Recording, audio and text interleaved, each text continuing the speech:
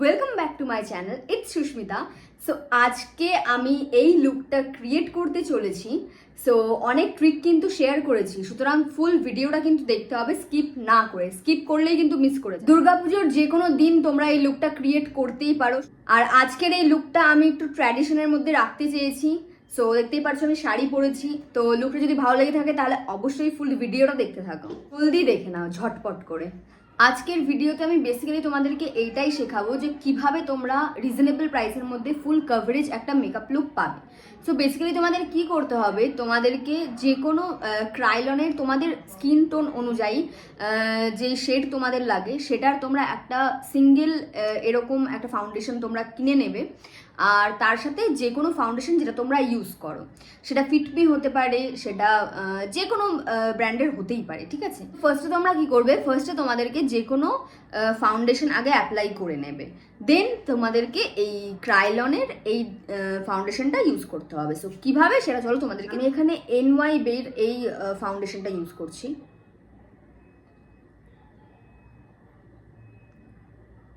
আচ্ছা, এটার সাথে যেটা তোমাদের করতে হবে সেটা হচ্ছে কালার কারেক্টার, যেটা মেন পার্ট আমাদের মেকআপের।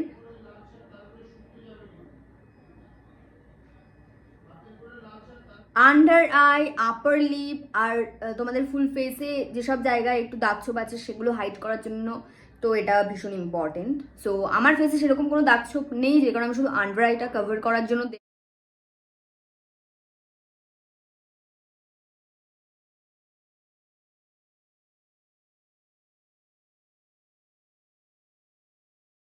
ফুল কভারেজ পেতে হলে কিছু টেকনিক থাকে যেটা আমাদেরকে ফলো করতে হয়।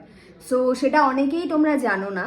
সো বেসিক্যালি কি করতে হবে, আমি এখন টার্টের এই কনসিলারটা অ্যাপ্লাই করব। সো এখানে আমি ট্রান্সলুসেন্ট পাউডারটা এখানে ক্রাইলনের ইউজ করি। সো এখান থেকে এটার মধ্যে খুব অল্প পরিমাণে প্রোডাক্ট আমি নিয়েছি। দেন এখান থেকে দেখো জাস্ট পাউডারটা এইভাবে নিয়ে আমি এই জাস্ট আন্ডার আইতে অল্প করে নিয়ে নেব ভালো করে। এবার এটাকে আমি ব্লেন্ড করে নেব। সো আমি এবার ক্রাইলনের এই ফাউন্ডেশনটা দিয়ে হালকা বেস মেকআপটা করে নেব, হালকা করে।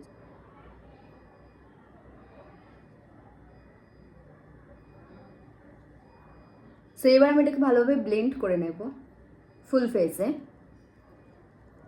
সো এবার আমি আইব্রোটা ড্র করে নেব।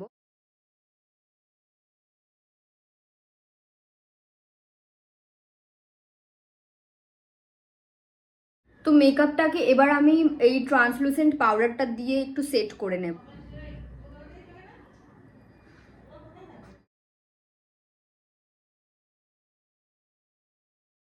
সো আই বেসটাকে আমি এবার রেডি করে নিচ্ছি।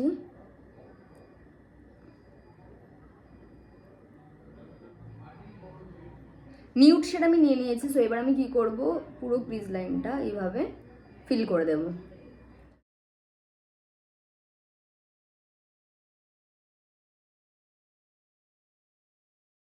মার্সের এই প্যালেটটা থেকে আমি এই শেডটা নেব।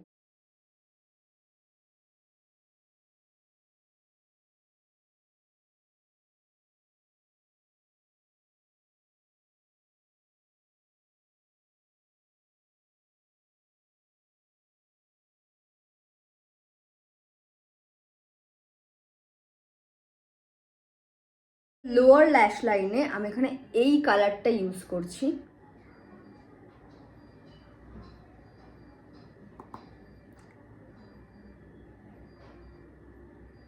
সো কর্নারে আমি বেসিক্যালি এই শিমারি শেডটা নিয়ে নিচ্ছি, লিটল ফিঙ্গার দিয়ে জাস্ট লাইক। এবার আমি সুগারের এই ব্লাশটা অ্যাপ্লাই করব,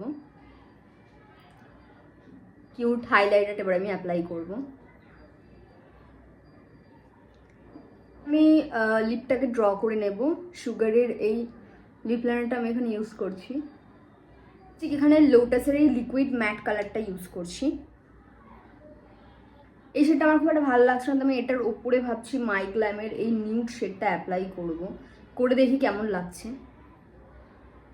আচ্ছা, কালারটা একটু ডার্ক লাগছে, সো ভাবছি যেটাকে একটু লাইক ঠিকঠাক করা যাক। তো একটা আইডিয়া, যে কোনো কনসিলার দিয়ে কিন্তু তোমরা এরকম ডার্ক কালারকে একটু লাইট করতে পারবে। কিভাবে চলো সেটাই দেখাচ্ছি।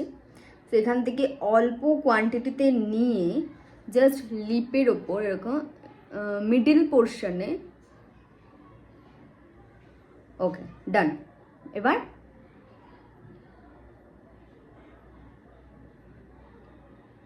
ওয়াও, জাস্ট কালারটা দেখো, দারুণ একটা কালার এসছে কিন্তু। So, তোমরাও কিন্তু এই ট্রিকটা ট্রাই করতেই পারো। শাড়ি পরে আমি চলে এসেছি, দেখতেই পারছো। আর আজকে আমি ক্যারি করেছি এই শাড়িটা, এটা ভীষণ সুন্দর একটা শাড়ি, আর মানে ইজি টু ক্যারি, এত কমফোর্টেবল না শাড়িটা, ভীষণ সফট অ্যান্ড ভীষণ মানে পুরো পিওর কটনের। সো যাই হোক, এই শাড়িটার সাথে আজকে এই লুকটা আমি ক্রিয়েট করলাম। তো কেমন হয়েছে আমাকে জানাও, জলদি এক্ষুনি কমেন্ট করে জানাও।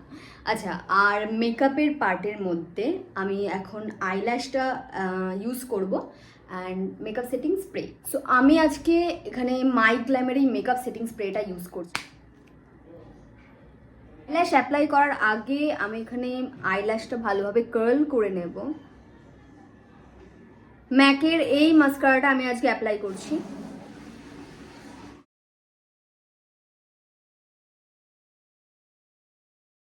So here is my final look. Video যদি ভালো লেগে থাকে তাহলে অবশ্যই আমার চ্যানেলটা সাবস্ক্রাইব করে দিও, লাইক করে দিও, শেয়ার করে দিও। দেখা হচ্ছে নেক্সট ভিডিওতে।